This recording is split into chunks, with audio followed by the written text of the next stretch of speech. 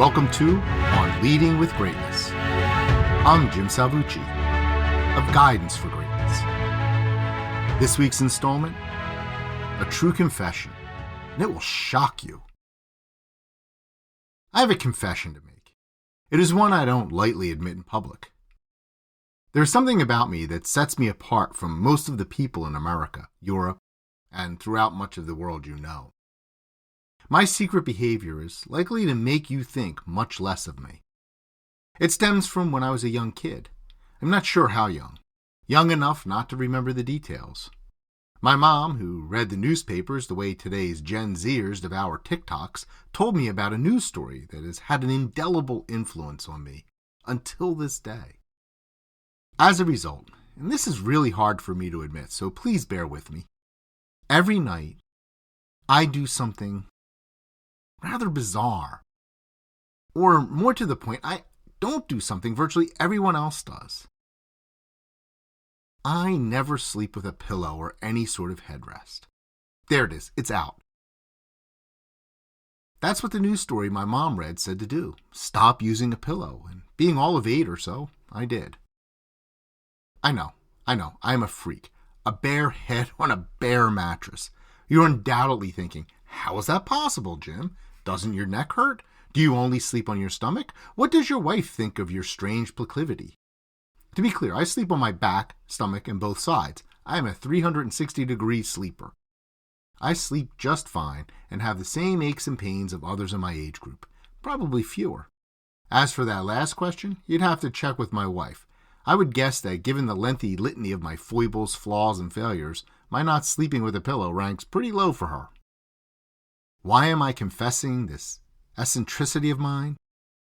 Because of the very reason I am reluctant to confess. It confounds people.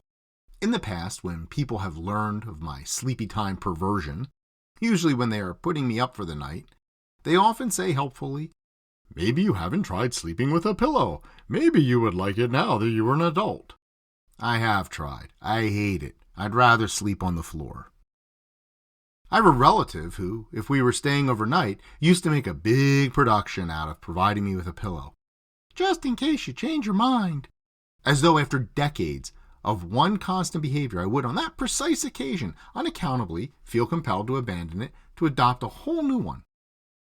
I'm convinced that she and those other solicitous pillow pushers hoped I would once and for all join the normies, the majoritarian race of pillow users, to just give in, to give up my weirdness, to try to fit in for once in this one way.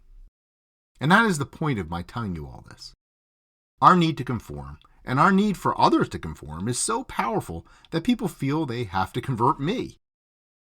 Some people refuse to believe that I don't sleep with a stupid pillow, as if I would lie about such a thing. Perhaps you yourself are quietly judging me. A few people have reacted as though my private choice is somehow a showy affectation, as though I of all people, was playing the contrarian, trying to stand out by not fitting in, or that I was trying to be difficult. Then there are those who learn of my depravity and get defensive about their own pillow usage, as though I am judging them for their choice. I could care less, of course, although I admit that it does rankle me when I see entire families strolling through the airport lugging their favorite pillows. Sorry if that's you, you pillow fetishist. This all raises a question. Why must we as a species have so great a desire to fit in and conform that even perfectly personal and irrelevant behaviors, such as pillow usage, can separate an individual from the herd? Why must we all be expected to conform to the collective in even our most private and intimate behaviors?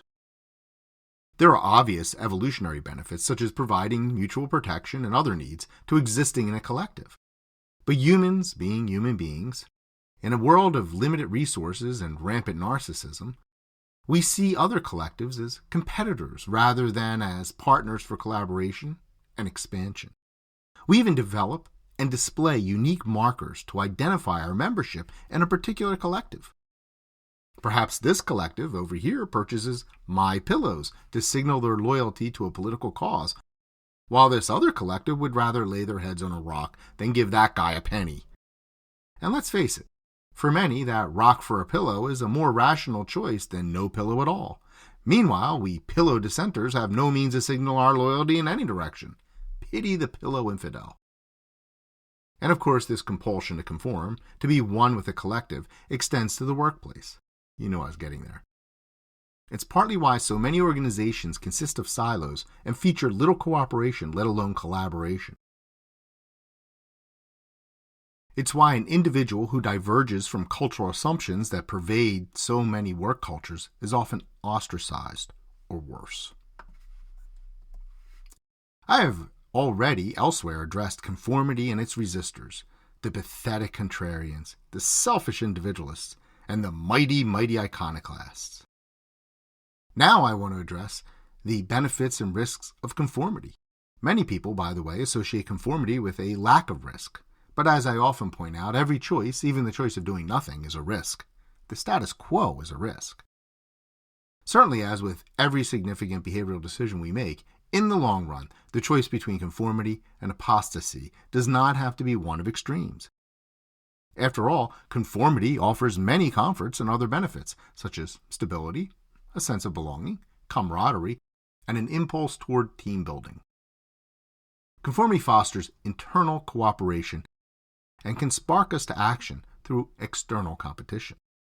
When your group works together to best another group, the win can be exhilarating. It's why we enjoy sports so much.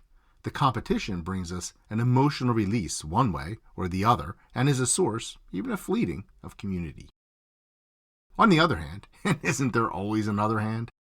Conformity also promotes groupthink, that phenomenon where people collectively lose perspective and make foolish and irrational decisions together that they never would have made apart. Conformity is inclusive in that conformists stick together, but that very inclusivity is itself a form of exclusivity. You pillow droolers may be a large and diverse club, but your diversity does not include me or those few other freaks who may choose to go pillowless. And while competition can drive teams, it also all but eliminates opportunities for cooperation, compromise, and even collaboration among different groups. Because of the groupthink that conformity fosters, innovation becomes difficult, and progress becomes nearly impossible. The status quo prevails in the face of the need for change. Worse still, because conformity is inevitably exclusive, it can lead to asshole behavior. Think of a schoolyard where all the kids are wearing similarly snazzy sneakers. Here comes little Randy wearing his dollar store Bobos. Tough luck for Randy. If he went to my school, he'd be unlikely to get out of there still wearing socks. So conformity has its value, but too much conformity, or worse still, mindless conformity, can be quite dangerous. As for my bizarre repudiation of pillows, I don't do it to be different, nor do I reject the pillow because of some tendentious moral stance. I do it because I have never felt the need. I don't judge you for conforming to the vacuous compulsion to cradle your oh so delicate pate every night like a precious egg in a styrofoam carton. So don't judge me. Please? What behaviors do you have that don't conform to the norm? Do you ever assume that those who don't conform are just being difficult? Those who aspire to be great leaders must learn to value and drive all their people, no matter how different they seem. And I can help. Click on the essay for your free consultation and gift. If you want to learn more about how to become a great leader in this world of bad bosses, visit guidanceforgreatness.com. Ask questions or make suggestions by emailing me directly at info@guidanceforgreatness.com. Join the conversation by leaving a comment and leave a like or review. Please share this post on social media, and be sure to subscribe to have On Leading with Greatness sent weekly to your inbox. I look forward to hearing from you.